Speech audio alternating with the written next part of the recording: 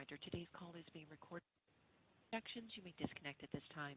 Once they're ready for press questions and Q&A, you can press star 1 to get into the queue. Continue to hold.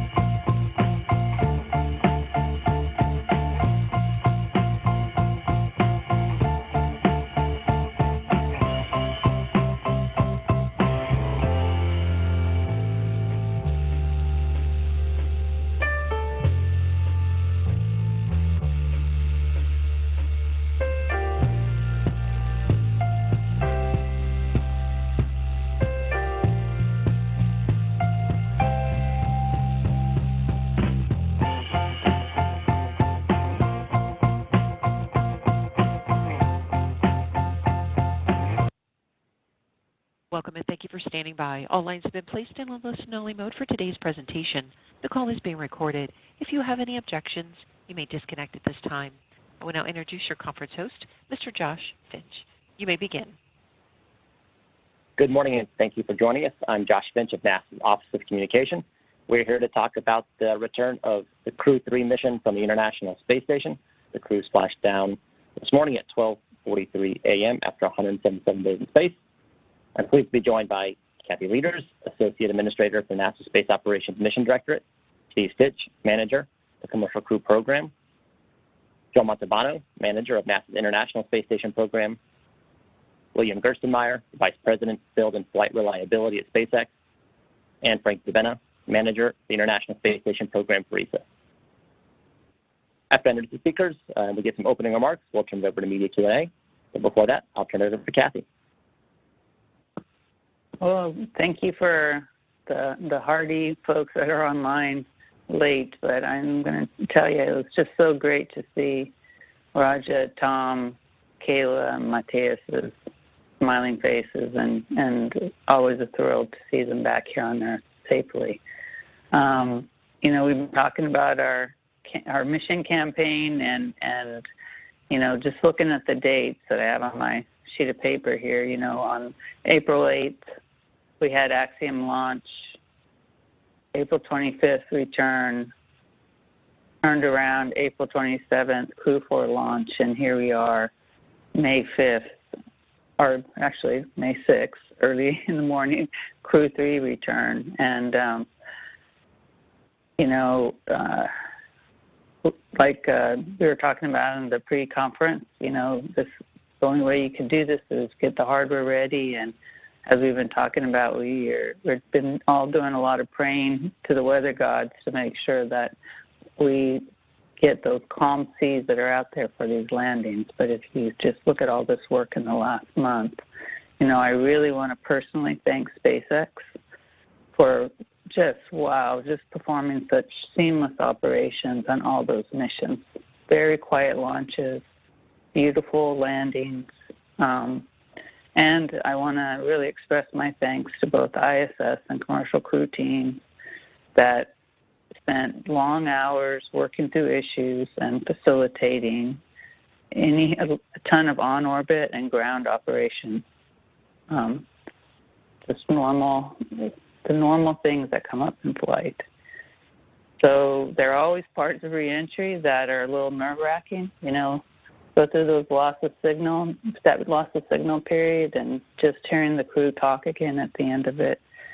And it's always a huge relief just seeing those drogues deploy and seeing those 4 mains unfurl so beautifully. So I'm thrilled that we can once again safely hand over our crews to their friends and families. And now maybe Joe and Steve and Thurston, the SpaceX team, and we can all maybe take a few days of rest. But really want to thank the team. And I think I'm handing it over to Steve Stitch, Commercial Crew Program Manager. And thank you, Kathy, for those kind words. It's an honor for me to be here representing the Commercial Crew team. And it was great to watch the Crew-3 astronauts get out of the capsule safely today. Raja, Tom, Kayla, and Matthias. You know, yesterday, May 5th, was National Astronaut Day, so we congratulate not only our Crew-3 astronauts, but all the astronauts that have safely come home. And of course, it's the anniversary of the U.S.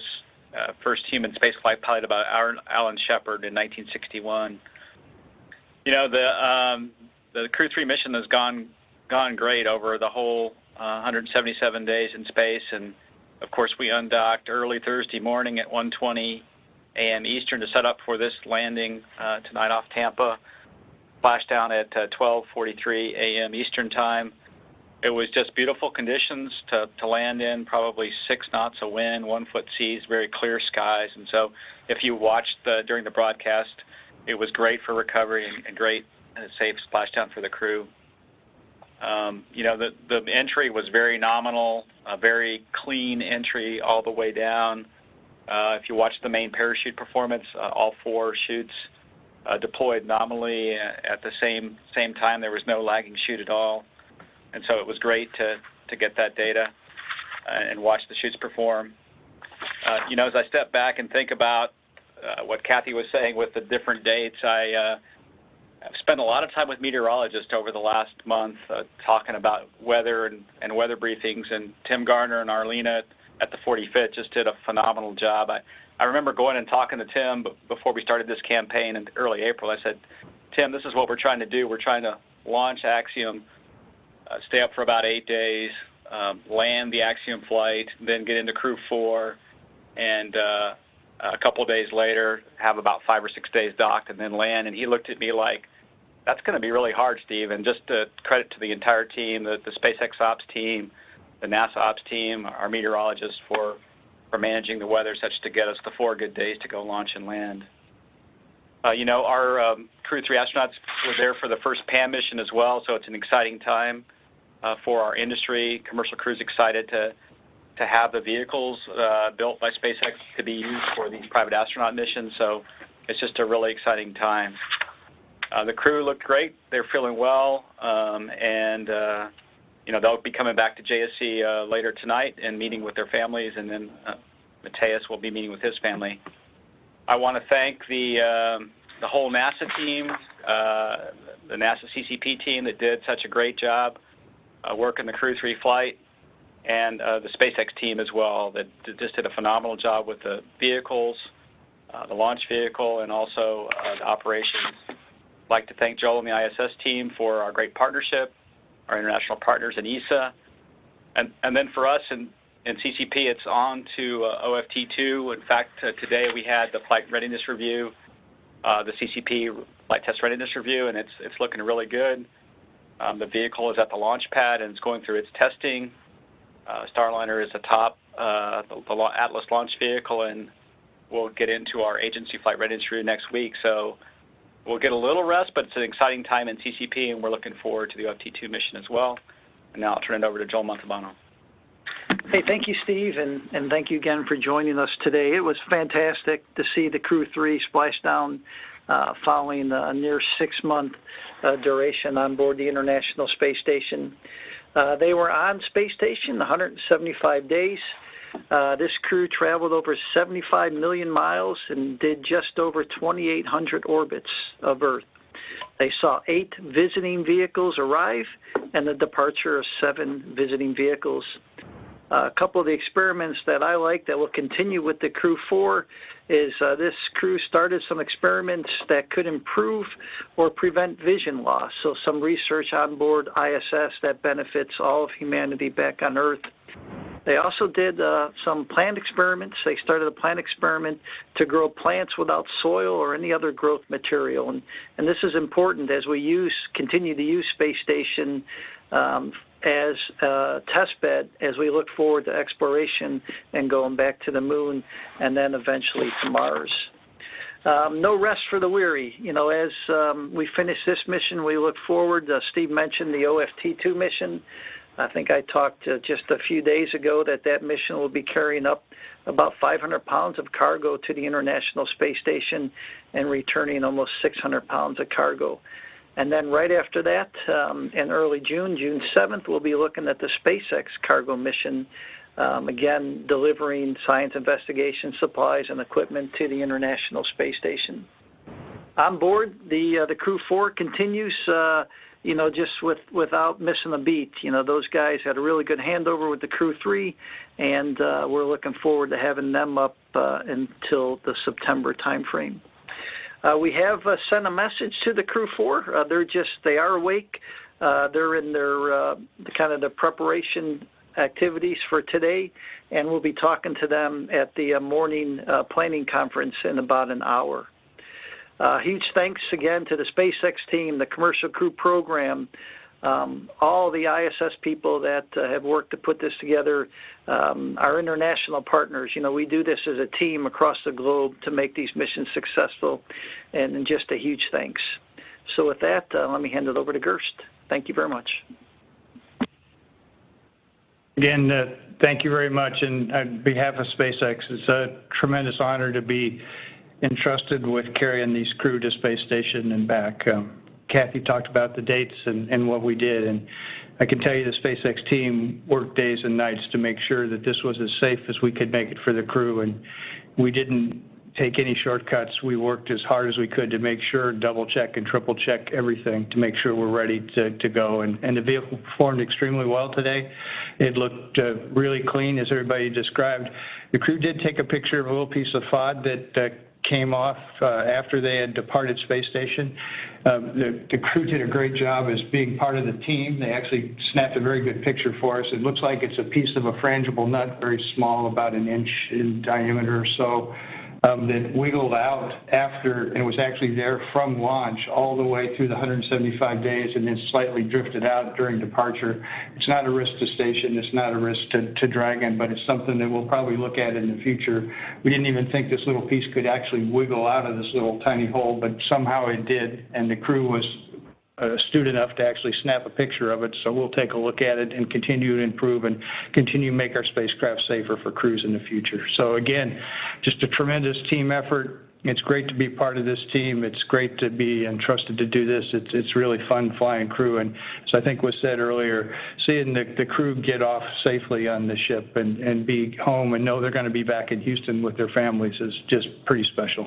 And with that, I'll turn it over to Frank. Yes, and good morning, everybody in the U.S. and as well here in Europe. First of all, a big thanks to SpaceX and the NASA teams for bringing the crew safely back home. As Bill just said, it's always nice to have the crew back after such a successful mission that they did for the entire crew, of course, for the entire partnership, but also for ESA. With all the science complement that Matthias did. This is, as I already said several times, the golden era of the International Space Station with 4 crew on board. Now we had for a period of time 8 crew on board. The number of science that we can do on behalf of our scientists here in ESA is just tremendous and outstanding. So thanks to the NASA teams and thanks to the SpaceX teams for us. Of course, this is for us was also a special mission because we had Matthias and Samantha together on orbit. It's not that often that we have 2 ESA astronauts together on orbit, and this also marks basically the investment that Europe is doing into space exploration. We have substantially increased our funding at our last ministerial conference in 2019. And the result is that we have now several astronaut flights in a row. We had Thomas Pesquet, Matthias, and now Samantha on orbit. We plan to do even bigger investment in the ministerial conference that's coming up at the end of this year. And that will keep us further flying to the ISS, which is a need for the science and the operational experience that we want together, but will also take us beyond ISS to the gateway and eventually to the lunar surface. So once again, the successes of all these missions lead us to further build our expertise and in development in space exploration in Europe. Thanks again to the NASA teams and to the SpaceX teams for making this happen, and we are looking forward, of course, to receive Matthias back here in Cologne by the end of this evening. Thank you very much. Thank you, Frank. I'll now turn it over for media question and answer. To get into the question queue, please press *1 on your phone. And our first question will be from Eric Berger with Ars Technica. Good morning. Thanks for doing this, and congratulations on another successful flight. This is a question, I guess, for both Kathy and Bill Gerstenmaier. You know, you were both present at the COTS demo flight 2 in May of 2012. We're about 2 weeks from the 10th anniversary. I just wondered, did you think we'd be here 10 years later, 25 cargo flights, 4 crew missions now, and kind of carrying the torch for Western human spaceflight? I'd love to hear any thoughts you have, sort of reflecting back on that moment and where we are today. Thank you. Gerst, do you want to start?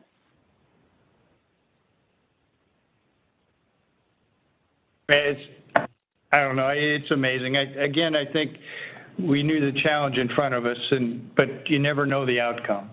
And I think the cool thing is that if you can describe the challenge and give it to these teams, including the SpaceX team, and when we can see this challenge, the folks rise to the challenge and they figure out amazing ways to go accomplish things. You know, and because of that spirit and that drive, that solving those hard problems really makes this business special, and human spaceflight demands this extra attention. And to see the teams do this, I guess I'm not really surprised. It's amazing that when you look back on it, what we've really accomplished. But if you look at the skill and the effort and the hard work that went into it, the results are there, and that's why it occurred. So again, I want to thank the SpaceX team, who really worked really hard along with the NASA team to pull all this off. And it's really this combined team effort, including the crews as well. They're part of the team as well, and working together as a team, there's nothing that we can't accomplish. So we see these bigger things in front of us. We see Mars, Moon, other things in the horizon. We can accomplish those, and this is evidence. This is that first step, that by working together, there's nothing that we cannot accomplish as a big human spaceflight team. Yeah, and I would say at that time we knew, at least for cargo, we had to make it happen, right? So it was really about us being able to have that cargo capability is really what enabled the science. And so definitely having that, I think, for me, it's just been so much fun to see how much we've learned from that first mission and evolved. And as a team, the way we're doing missions now, it really is like 100 times. We've just learned in so many ways how to accomplish things so much better. So I'm personally very proud of the tasks that we both accomplished together. I really think that it's critical that it was together, and that on the NASA side we were trying to do something a little bit differently, and we were really allowed SpaceX to be able to let their ingenuity and drive come through. And so very, very proud of this. And our next question is from Stephen Clark at Spaceflight Now. Thanks for taking my question. Good morning, everyone, and congratulations. I think my questions, a couple of questions for Gerst, if I could. Kathy went through the dates of the crew missions, very busy time for SpaceX and the Dragon program. You also had a few Starlink missions sprinkled in the last few months, and another one coming up in a few hours. I'm wondering, what's the mood like at SpaceX? Is your head on a swivel? Are you personally on console for all of these operations? Just get an idea of the mindset right now, and from a technical perspective, were there any changes to procedures or hardware or staffing that have been made or are being made to support this higher flight rate, both for the crew missions as well as the general launch schedule? Thanks. It's pretty unique. When I came on console, I typically call up the video channels to see what's going on, and call up the video channel, and I look at pad 40, and we're welding the deck plate on pad 40 after the past launch to repair some damage to the pad, so I can see the welders out there. Then I look at pad 39A, and I see the crews completing some TVC alignments for the launches kind of occur this morning, and they're ready to get off. And then I flip to the next channel, and then I see the Dragon capsule being lifted on the ship. So as you described, it's a pretty special time for us. I think what's neat here at SpaceX is we have individual teams that are following all these activities, and they're focused on their individual piece, and each one of them works on their own area. We still share information across each other, and that helps us ensure that the spacecraft are safe. So when we fly these extra Starlink launches, we actually learn stuff that we can then take and inform the crew flights and make sure that the Falcon 9s associated with the crew flights are actually better than they would have been if we would not have flown those Starlink flights. So in the same time frame, as you mentioned, we flew 2 Starlink launches and an NROL, another high-value government launch in the same time frame. And as you said, if things work out right, we'll have another launch here in a couple hours. So again, I think this is a great time to be in spaceflight. I think we're poised well as a company to support these multiple activities, and our head's not swiveling around. We're really focused on each individual activity, and we can accomplish them one at a time serially. And our next question is from Bill Harwood at CBS News. Hey, thanks a lot, guys. I too appreciate you doing this, and I'm going to follow up Eric's question and Stephen's question, but I'll ask it of Kathy and Steve maybe. I mean, do you ever worry about people working too hard? I mean, tomorrow SpaceX is launching its 18th flight so far this year to orbit. Given the pace we just witnessed, as Kathy was talking about on the human space flight side, it's, for looking at traditional space, I'll call it, this pace is really impressive, but I'm just wondering if there's any concerns about sustaining a pace like this safely. Obviously, you think you can. I just would like to just get some more thoughts on that, because it really is an unprecedented pace, it seems. Thanks. I'll get started, and then Jim. I'll get started, and then Steve can jump in. It is, for us, it is unprecedented, but I think it's about being thoughtful about it, right? And Gerst mentioned a couple of things that have enabled the unprecedented pace, which includes making sure you have multiple teams and understanding where you have core folks, that you're making sure you're sizing those core folks appropriately to be able to conduct and do the work that you need to do. And it takes you really being able to manage all the activities and also watch your teams to make sure that where the people are tired or they need to take a break, that they're taking a break. And I think this is across any team that's very active and making sure. So it takes a lot of active management. The other thing that was on top of this is we are still having people that are getting COVID, right? So this has been a team that's been working through a whole bunch of different things and having to work backups and on the ground side and occasionally having people get sick. But I think it's because the team has been very thoughtful and careful and structuring these activities that, it's why we're still surviving here. I think probably Steve and Joel maybe are a little bit tired and figure out how to clone them a little bit more. But I think, this is a pace we can manage. I mean, on top of the cadence of these, we also talked about the OFT2 readiness. And I'd mentioned before, we were getting ready for LRR. And one of my favorite memories of this flow is that I heard us fueling OFT2 over the intercom on the KSC intercoms. And, this morning, Stitch is going to have a flight test readiness review for OFT2. So we just got to do it one step at a time like we've talked about, and then make sure that we're planning for each of those steps. And Steve, you jump in. Yeah, thanks, Kathy. I'll add a little bit to what you said. I do think, SpaceX has sized their team appropriately to do all the operations. And then for our flights, we're certainly involved working side by side with SpaceX. We work with their team closely. We inspect the hardware many times in certain areas where we have a particular area we need to do a witness on the government side.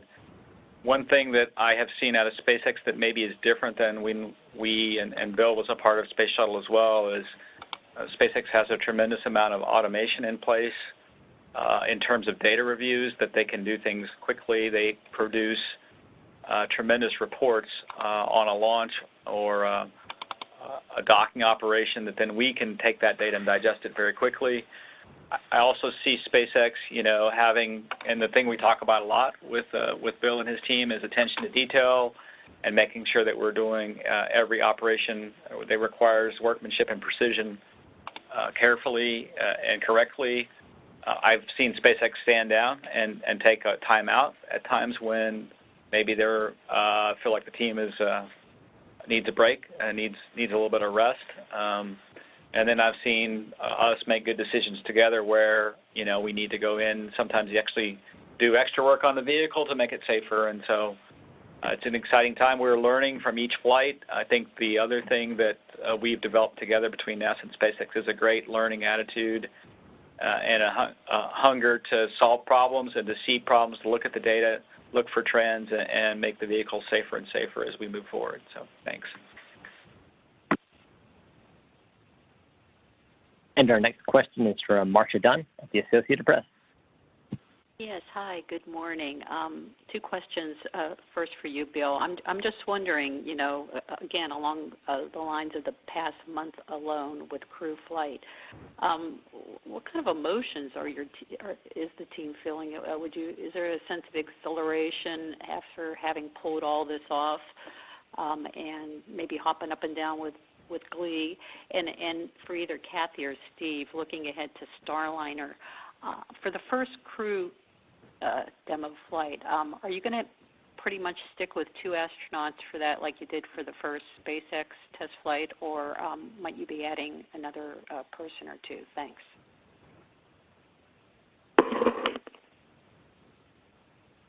Again, I think this is a pretty exciting time for our teams. Like I described earlier, crew flights are really special, and our teams get to know the crews when they're here training, and they really become kind of part of the SpaceX family in a sense, like they were at the NASA family, and there's a real sense of relief. We know the challenges we face. Human spaceflight's not trivial. It's a pretty risky environment of what we're trying to do, and I think there's a sense of relief for all of us when we see the crew safely come home, especially when the crews come back here to Hawthorne and they come walk through the facility. And I saw Megan the other day here, and she was walking through, and she gave me a big hug here in the halls, and it really made me feel special. And I'm really, it's a different world, flying your friends into space and doing these things. And I think the team here appreciates that. And they've, satellites are nice, but flying people are a little special and a little bit different. And the team here sure understands that, and they sure treat these missions special. And I think there's a sense of relief and a sense of accomplishment that you've done something good, and you found some little problem. Even the technicians, if they find some little thing, they'll spend a little bit of extra time on the crew vehicles beyond what they would do on other vehicles. And I think it's a good thing doing this for us. Thanks. Again, I think this is a pretty exciting time for our teams. Like I described earlier, crew flights are really special, and our teams get to know the crews when they're here training, and Thanks, Bill. I'll add to it. I would say, from our team's perspective, you can see, I was in our control room here with our team, and you can see a lot of smiles. People that had worked really hard on this flight, and the thing that they get satisfaction out of is seeing the mission completed successfully, seeing the crew get off the vehicle. As Bill said, the crew is special to us as well.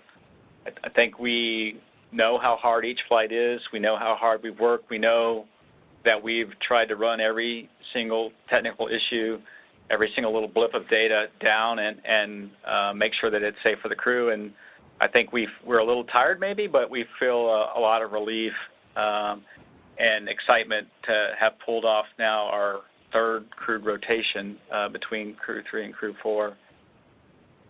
Relative to Starliner, we're excited to see that vehicle come online and looking forward to seeing it dock to the space station on May 20th.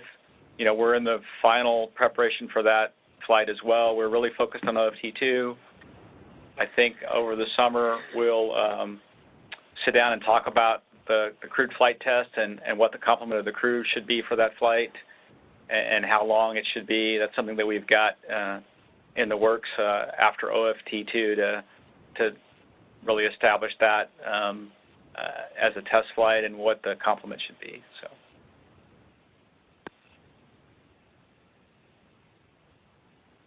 And our next question is from Mike Wall at space.com. Thank you, guys, and congratulations on the flight. Just a quick question, Gerst, could you go into a little more detail about what that piece was that kind of came off?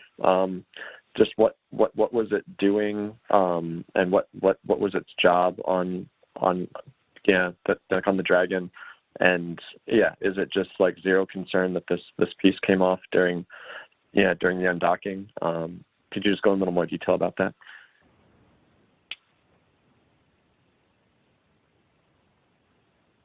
Yeah, it's a nut that essentially holds a tension rod that holds the trunk to the Falcon 9 rocket. There's several of those. And then this nut shatters, but pyro fires and breaks the nut in half. And then those two pieces are captured inside a container, essentially.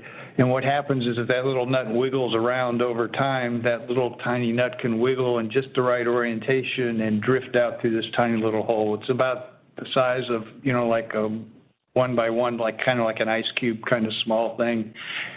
We didn't think it could ever wiggle out of the hole, but it appears that it can, and we'll confirm that with some ground tests. And then it's not a concern because the delta velocity is small, and then where it came off, it was far enough away from station and below station such a differential drag will take it away from station and won't be a concern overall.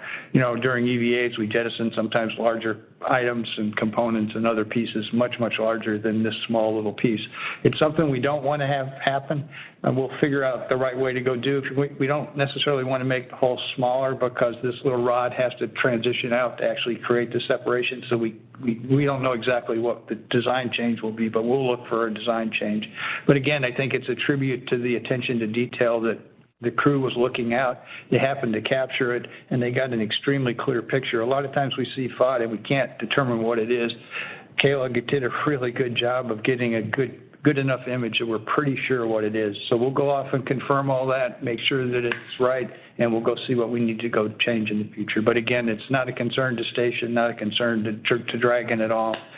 But again, it shows the minute attention to detail we use for every flight and for everything we need to watch. Great, thanks.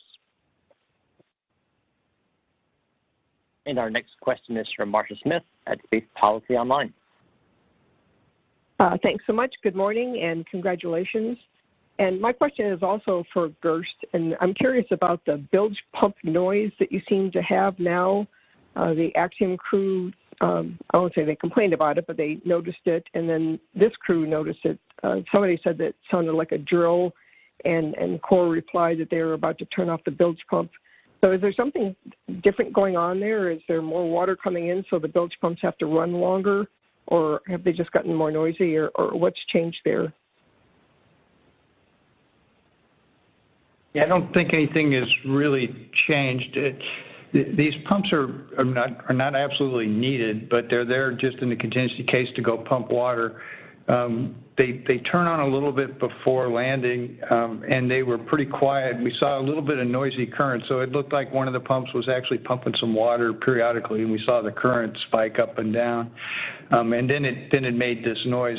We'll go investigate and see if there's something rubbing or there's some kind of design thing we need to go change on the pumps right now. But at this point, I think it's not critical to us. Even if they don't work, the capsule's perfectly fine. We don't need to worry about pumping water out of it for anything from a safety standpoint.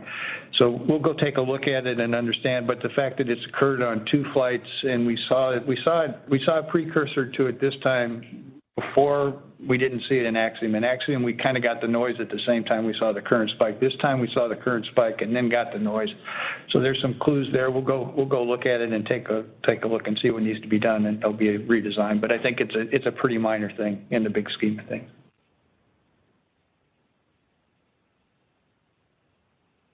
And our next question is from Will Robinson-Smith at Spectrum News 13. Hey, good morning, everyone, and congratulations on bringing Crew-3 back safely. Question for Steve. With OFT2 docking in a couple weeks, I know that the Crew-4 has the option of going aboard to check it out if they want to. Is there anything in particular that NASA is hoping that they would do while Starliner is docked to station? And then a question for Bill. Obviously you've got a lot on your plate for the rest of the year. Looking forward to the Psyche mission. How excited is the team at SpaceX to be able to fly a Falcon Heavy again, and how are preparations going for that? Thanks. Yeah, thanks, Will. I'll take the first question relative to Starliner. The Crew-4 astronauts are preparing for that docking. They will monitor the approach and docking from on board the space station. They've been trained to do that. They'll get another prep session to do that. Once a Starliner docks, they will open the hatch and go in. There's cargo that we're bringing up, that, as Joel talked about, that we'll use on the space station. And then, there's a few tests they'll do. One of them is communication between the vehicles while docked. They'll execute that, and a few other things while docked. There's a few other flight test objectives while it's docked. And so they're, Joel and I talked to the crew the other day. They're excited about Starliner coming, and you will go check it out and then learn from that test flight as well. And in terms of the Falcon 9 Heavy mission that's coming up, it's a mission for NASA, a Psyche mission going to an asteroid. I think the hardware is about ready to ship to the Cape. It may actually be in transit right now, the core section. Again, I think we're doing all the preparation for that mission, working with the Launch Services Program to make sure that mission has all the right hardware and has all the right testing to get ready for that mission coming up. So you're exactly right. That's a unique mission to us. We haven't done a heavy mission for a while, so again, we'll spend a little bit extra time making sure we're really ready for that. And again, that's another 39A launch off of the pad that the crew flights come off of, which is also, we got to make sure the pad is really ready to go for the heavy mission as well. But again, I think I would say we're pretty excited about seeing heavies fly again, and seeing the boosters come back is a pretty special thing.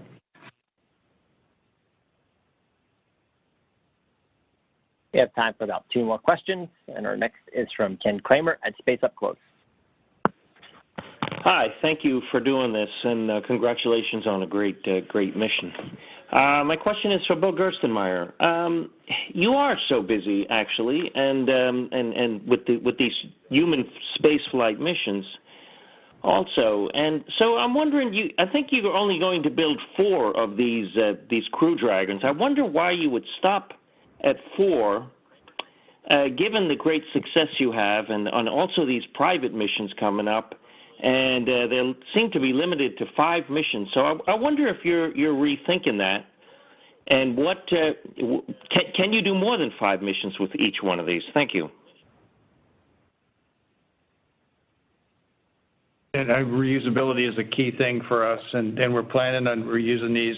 We're working with NASA to get them certified for the 5 flights, maybe even certify a little bit beyond 5 flights. We think that the structure is good and can perform well beyond 5. There's not a magic number. We start out with kind of a certification number, and then we continue to actually look at the hardware and determine what its real life is. So I think we have basically the right number of Dragon capsules in place. We have a pretty extensive spares program of major components that we can rapidly put together into another capsule or use to outfit other pieces of capsule that are needed. Again, we'll continue to work with NASA, see what the future is, work with the private companies such as Axiom and see what the demand is. But right now, we're kind of aiming for the 4 that you've just discussed with us.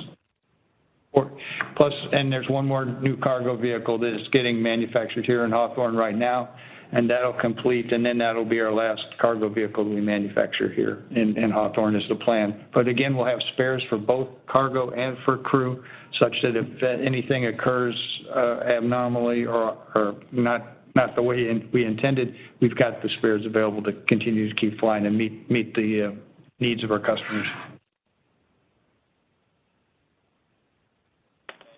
And our final question is from David Curley at the Discovery Channel. Thanks very much.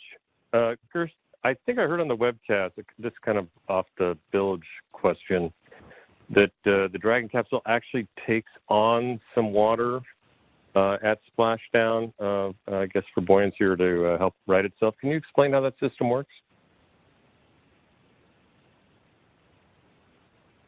Yeah, the way it works is that you can see it if you look at the video when the capsule gets raised and picked up on the ship, where the parachutes were in the parachute compartment. There's quite a bit of water in there, and that's on purpose. That actually helps put the mass at the bottom of the vehicle, so then that keeps it in stable 1 condition so that it stays upright. So you actually want a little bit of water in the bottom to do that, and you can see that pretty clearly in the video. When the capsule gets lifted up on the ship, you see the water come splashing out. That's where it's coming from. It's coming from the compartment there. What the bilge pumps are is there's some other areas where we prefer from a turnaround standpoint to not get water in. So the bilge pumps there are in that area to try to keep the water out because salt water is corrosive to some components.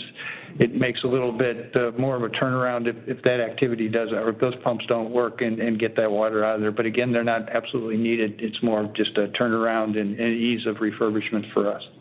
So the water's not pulled in; it's just through the open hatch area. Yeah, yeah. Yeah, it just kind of splashes into that area.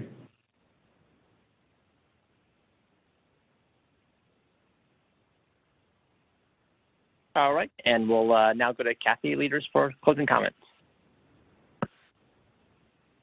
So I just wanted to wrap up with, I think all of us have said how great it was to see the crew and to see them safely home.